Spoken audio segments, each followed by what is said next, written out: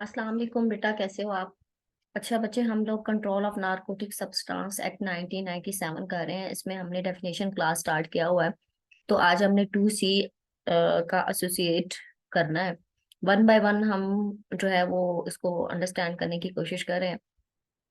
अभी यहाँ पे आप इसको अंडरस्टैंड करें, उसके बाद हम इंशाल्लाह इसका जो उर्दू है वो भी मैं आपको बताऊंगी। तो फिर मजीद जो है वो क्लैरिटी हो जाएगी। तो ये जो एसोसिएट में बताया है, एसोसिएट का मतलब होता है शरीके कार।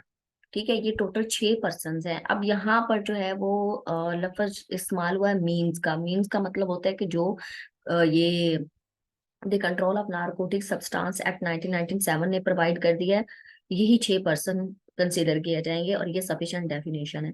सबसे पहले नंबर पर एनी इंडिविजुअल, कोई भी पर्सन हु इज, जो कि है और हैज, ये बीन यहाँ पे यूज हुआ है, हैज बीन या फिर रहा हो। ठीक है, हैज बीन जहां पर यूज हुआ हो तो वो टाइम, पीरियड ऑफ टाइम की बात होती है। अच्छा, एट द रेलिवेंट टाइम, कोई भी मुनासिब वक्त हो, ordinarily residing in the residential premises.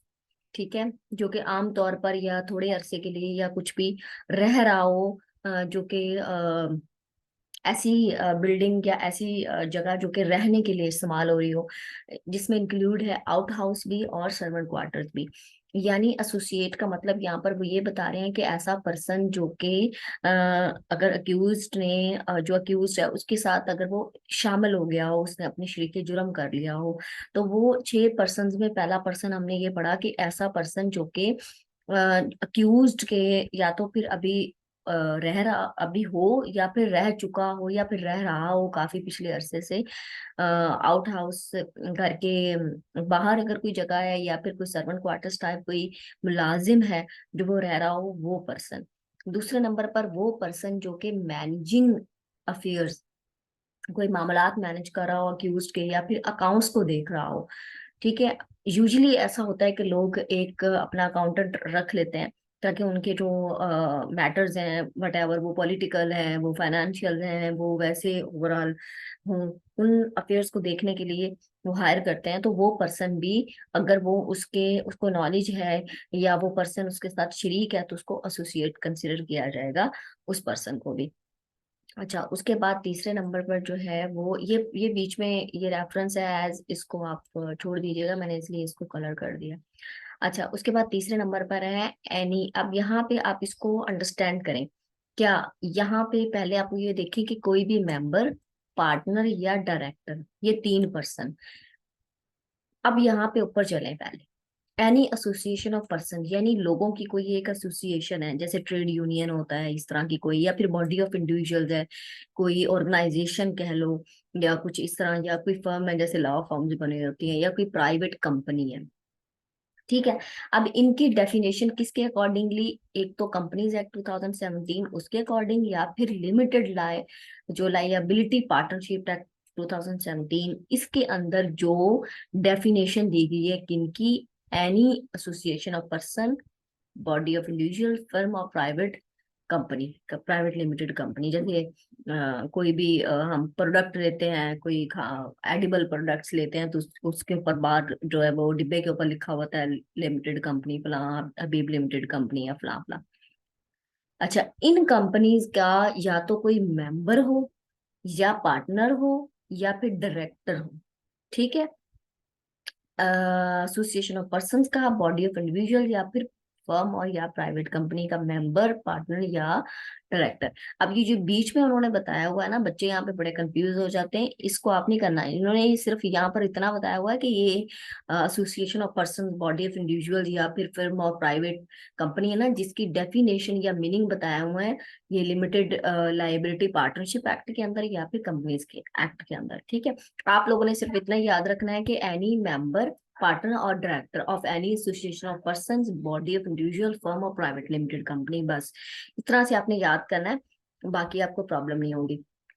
3 person हो गए। चौथा पर्सन वो है एनी इंडिविजुअल जो कि का रहा हो, मेंबर, पार्टनर या डायरेक्टर, ये जो क्लॉज 3 के अंदर बताया गया है, किसका, एसोसिएशन ऑफ पर्संस का, बॉडी ऑफ इंडिविजुअल्स का, कोई फर्म का या फिर प्राइवेट लिमिटेड कंपनी का। ठीक है, उसके बाद फिफ्थ नंबर पे बताया हुआ है कि a trustee of any trust created by an accused, यानी जो अक्यूज पर्सन है उसने कोई ट्रस्ट बनाया था, जिस तरह से शौकत खानम एक ट्रस्ट है, ईदी सेंटर एक ट्रस्ट है, जो कि सुगरा शफी मेडिकल कॉम्प्लेक्स ब्राउला हक है, वो एक ट्रस्ट है।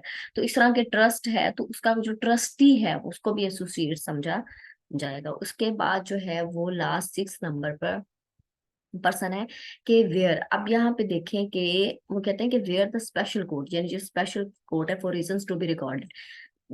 जो कोई भी ऑर्डर करता है ना, कोर्ट, कोई भी कोर्ट हो, तो उसके लिए वो रीजंस रिकॉर्ड करता है। ये बात आपने हमेशा ज़हन नशीन रखनी है। considers that, वो ये समझता है that any property of an accused is held on his behalf by any other person, such other person। कैसे? वो ये कह रहा है कि छठे नंबर पर वो पर्सन भी है जिसने अक्यूज की प्रॉपर्टी उसके बिहाफ पर रखी हुई है। ठीक है, उसको कंट्रोल कर रहा है। यानी एक पर्सन अक्यूज है, उसने प्रॉपर्टी ली, दे किसी को दे के भाई इसको लुक आफ्टर करो या कुछ भी, या उसके बिहाफ पे उसने उसको रख लिया।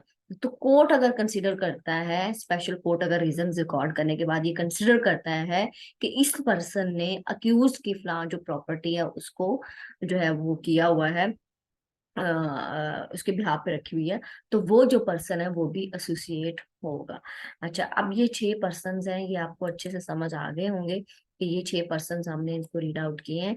ठीक है, वो इंडिविजुअल जो कि किसी मुलाजिम के तौर पर सर्वेंट क्वार्टर्स में रहता हो या कुछ ऐसे, या कोई मैनेज कर रहा हो, या कोई अकाउंट मैनेज कर रहा हो कि उसके, या कोई मेंबर हो, पार्टनर हो, डायरेक्टर हो, यानी जो है वो एसोसिएशन ऑफ पर्संस का, बॉडी ऑफ इंडिविजुअल्स के, फिल्म के, या फिर कोई प्राइवेट लिमिटेड कंपनी उसके, या फिर कोई ट्रस्टी हो, और या फिर कोई यानी पर्सन हो जिसको कोर्ट्स रीजन रिकॉर्ड करते हुए कंसिडर करे कि इसने कोई अक्यूज की प्रॉपर्टी उसके ब्याह पे रखी हुई है। अच्छा, अब आपको मैं उर्दू में दिखा देती हूँ, वहां पे भी आप देख लें तो आपका जो कॉन्सेप्ट है वो मजीद क्लियर हो जाएंगे। अब ये देखें जिसमें ये लिखा हुआ है शरीकार। ठीक है, शरीकार यानी एसोसिएट। ये वैसे एक तरह से अच्छा भी होता है क्योंकि जो एग्जामिनर उर्दू के पेपर के अंदर लॉ के टर्मिनोलॉजीज पूछता है तो वो यहाँ पे इजी हो जाती हैं अगर आप साथ उर्दू में समझते रहते हो। अच्छा, अब ये श्रीकार, श्रीकार से मुल्जम की निस्बत हस्ब ज़ैल अशखास मुराद हैं। अब वो 6 पर्सन है, कौन से वाले हैं? पहले, कोई फर्द जो मुतलका वक्त में आम तौर पर मुल्जम के रिहायशी मकानात में बशमूल मुलाजमीन के मकानात और मुलाजमीन के क्वार्टर्स के अंदर रहता हो या रहता रहा हो। ठीक है, यानी कोई भी ऐसा पर्सन जो कि मुल्जम, जैसे वो रिहायशी मकानात बनाते हैं, जैसे अगर आप गांव पे जाएं तो वो जो बड़े बडेराज होते हैं उन्होंने रियाया के लिए मकान बनाए होते हैं और उसमें वो बैठे होते हैं, तो यहाँ पर उन लोगों से मुराद है। दूसरे नंबर पर है कि कोई फर्द जो मुतलका वक्त में मुल्जम के मामलात का इंतजाम, हिसाबात की देखभाल करता हो या फिर करता रहा हो। ठीक है, वो पर्सन भी इसमें इंक्लूड होगा।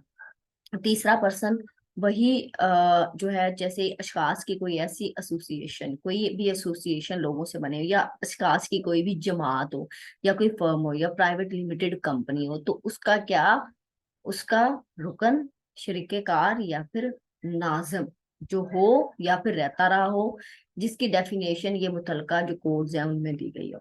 चौथे नंबर पर वही जो क्लॉज 3 के अंदर डेफिनेशन दी गई है, उसमें शरीकेकार, नाजिम, या फिर कोई कारकन। ठीक है, जो कि हो वो भी इसमें शामिल है। पांचवें नंबर पर वही ट्रस्टी, जिसमें किसी ऐसे वक्फ का अमीन, अमीन ट्रस्टी को उर्दू में अमीन बोलते हैं, जो कि मजकूरा मुल्जम की जानिब से कायम किया गया हो। ठीक है, और छठा, जहाँ खुसूसी अदालत इन वजूहात की बिना पर जो कलम बंद किए जाए ख्याल करे कि मजकूरा मुल्जिम की इमलाक इसकी जानिब से किसी दूसरे शख्स के कब्जे में है। ठीक है, अब जिस शख्स के कब्जे में है वो शख्स जो है, जिसको कोर्ट खसूसी अदालत ये कंसिडर करे, वो शख्स शख्स भी एसोसिएट होगा। तो ये टोटल 6 अफराद हैं और आपने ये 6 ही याद रखने हैं, और अगर पेपर में एग्जामिनर पूछता है तो आपने ये 6 ही बताने हैं। जजाकल्ला। अब आगे जो है वो हम इंशाल्लाह ये कनाबिस करेंगे, और बाकी आप इसको मेमोराइज कर लें। अच्छा, उसके बाद बच्चे आप पूछेंगे कोई क्वेश्चन है यहाँ पर किसी का तो।